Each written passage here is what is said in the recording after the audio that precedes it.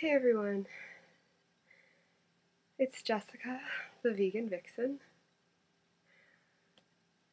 I just got home from the hospital last night and I have a very severe decreased lung function, and I posted a video recently and some very mean and negative comments have come through. It had nothing to do with my CF.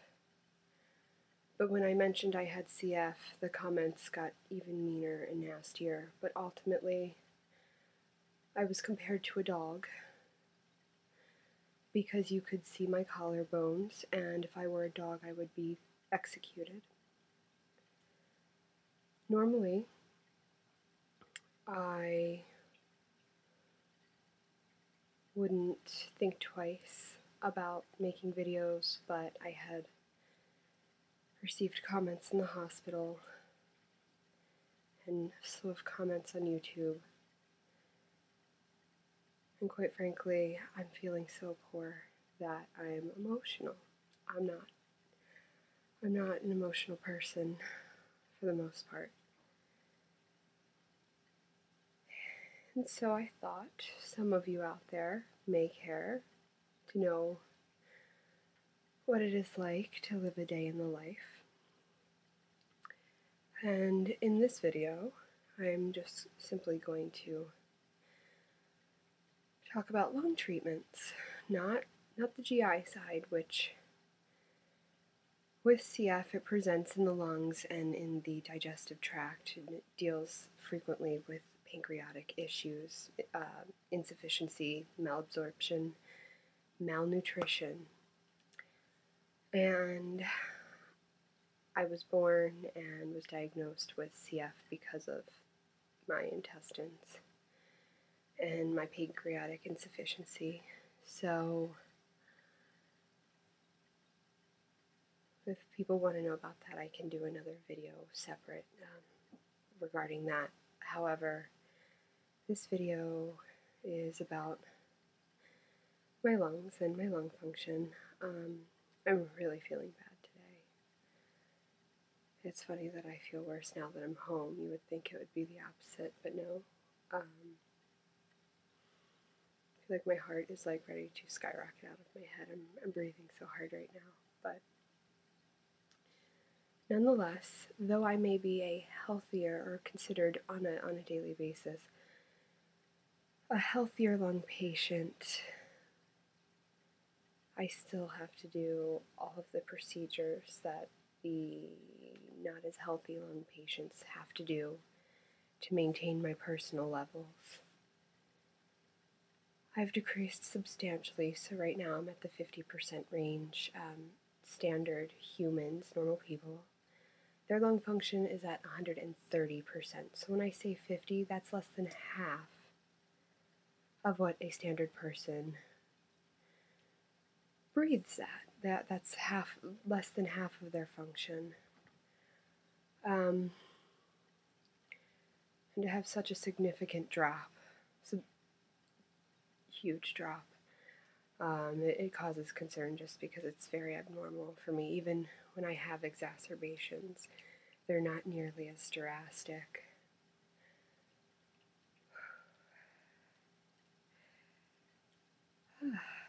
Sorry.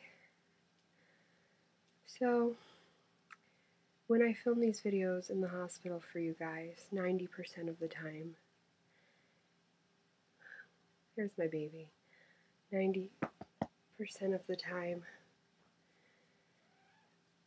it's my intestines, so I usually can get this stuff done. I only filmed one in the hospital and used all the energy that I had for that entire day to be my upbeat and perky self that I typically am. And so, for me, he's going to hate this, but for me, every day I do about 8 nebulizers. That's several hours just nebulizing every day, treatment-wise. then I do my vest. I actually thought I'd put it on for a few seconds just to show you what it does. Chest therapy is essential for CF patients because we have thickened mucus that block the airways, and actually it affects other organs as well, especially the intestines, which is where I struggle. So you can do manual chest therapy with hands. They call them cuppings or percussion. And you could do the acapella, which somewhere around here I do that on days where my stomach is too swollen and I can't take the pressure from the vest. Sometimes even when my lungs are bothering me, the vest sometimes is a little too intense. And then the vest, so it's a vest, and you've got tubing.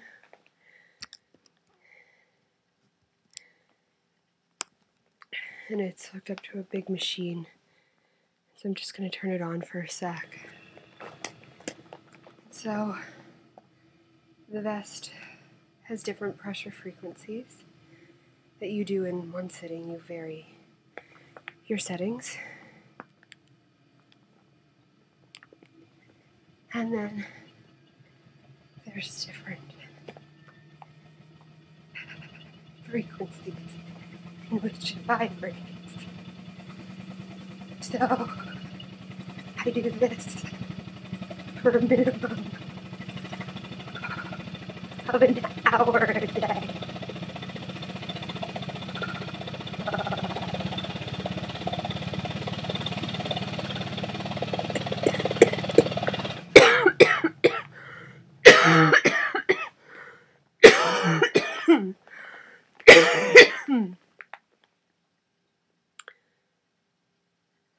I do this for a minimum of an hour a day on healthy days.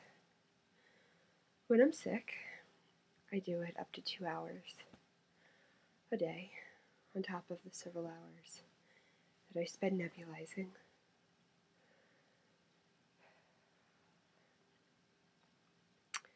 Now that I'm really, really sick, I have at-home IVs, which is through a PICC line. Some patients have it through ports. That's when they're a little sicker, when they need their medication a little more frequently than I need it.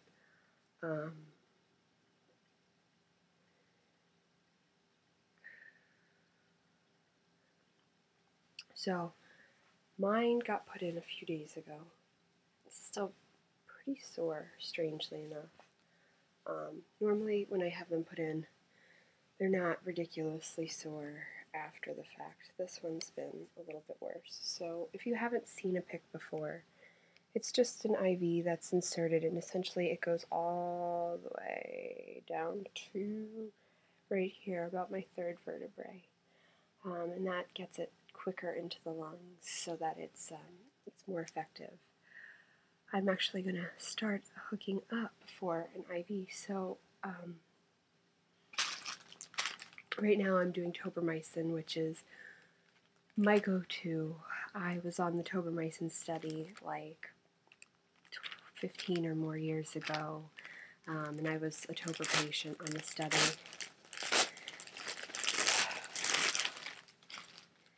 And so I use Eclipse balls for most of my nebula, or most of my IVs, and this will run me about an hour. So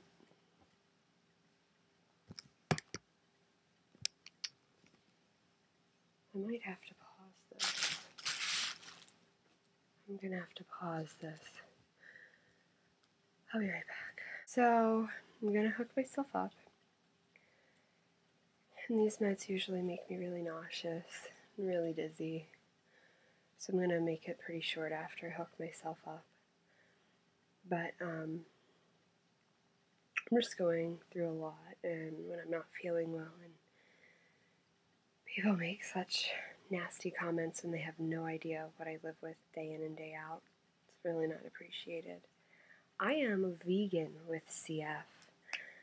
Us rare very, very rare. I don't actually know any other vegans with CF. And CF is kind of a meat and potatoes, dairy kind of heavy diet. With my intestines and with all of my GI issues, they don't even think my body could handle anything that heavy. I do consume almost 5,000 calories a day to maintain my weight. And I'm going to start prepping while I talk to you. Sanitizer. And so it's very easy to do that on a vegan diet because there's a lot of foods to eat on a vegan diet. It's not just vegetables, but I do it. I work closely with a GI doctor, my CF team, and my nutritionist and my dietitian to make sure that I'm getting everything that I need, make sure that my vitamin levels and my nutrients are stable. They actually have been more stable, alcohol prep, since I've gone vegan, and maybe that's just because I eat even more fruits and vegetables, I don't know. But vitamin D was always a problem when I wasn't, and it's never a problem now. So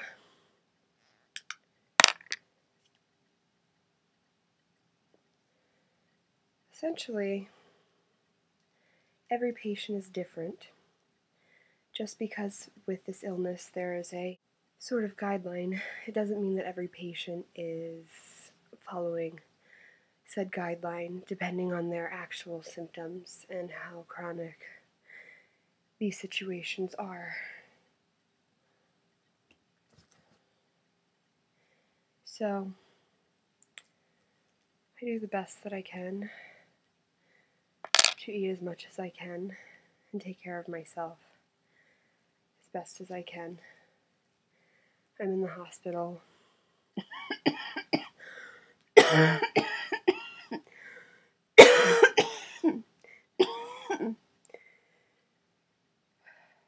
I'm in the hospital almost 10 times a year.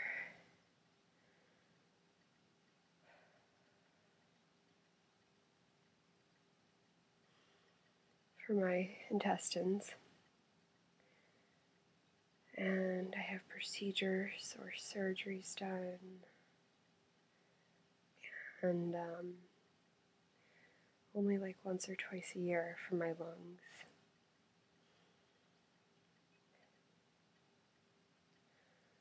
So I just think that people shouldn't judge others based on their weight, whether they be large or small, because you have no idea what they go through day in and day out. You don't. And I just thought I'd share with you guys. I know I post hospital videos a lot, just like, hey, I'm here, checking in. That's why I haven't gotten back to you guys. But this video is a little bit different, a little more personal. Oh, and I'm hooked up, and I'm rolling, by the way. So, yeah, I just kind of wanted to share the standard day-to-day for me. And I start my days around 5 a.m. and I end them around 9. And when I'm on my IVs, my schedule's all messed up. Currently, I'm on 4, and they're talking about adding a 5th on to my day. So we'll see how that goes and see how I'm feeling. They could be 2 to 4 weeks, and it typically runs about 4 weeks. I'm actually going to put my robe back on. I just wanted to show you guys what that looks like. Really hurts to breathe. My lungs are really sore. My chest is really tight. So I just wanted to share the lung aspect. So yeah, I do at least 2 half-hour rounds at different pressures and frequencies on the vest. And I do 8 nebulized treatments. And then I have my inhaled treatments. And when I get really sick, this is like several more hours on my day. of IVs.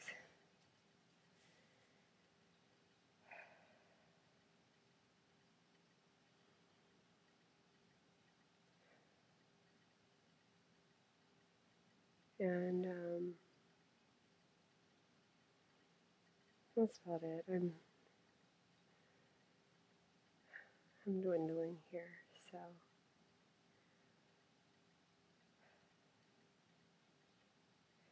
I can do a video when I'm feeling a little bit better, and I can talk about the intestinal side and the supplement side of things. Again, I'm going to wait on that and do it when I feel a little bit better. Right now, I'm crashing. Walking's pretty hard for me. Doing stairs right now, I'm usually huffing and puffing and hacking up a lung by the time I get up to the top step. So, I'm going to go. But I just wanted to share what it's like. And I'm not anorexic. And I'm not considered malnourished because I do eat. My body may not maintain the weight, but I put in the food that needs to go in. And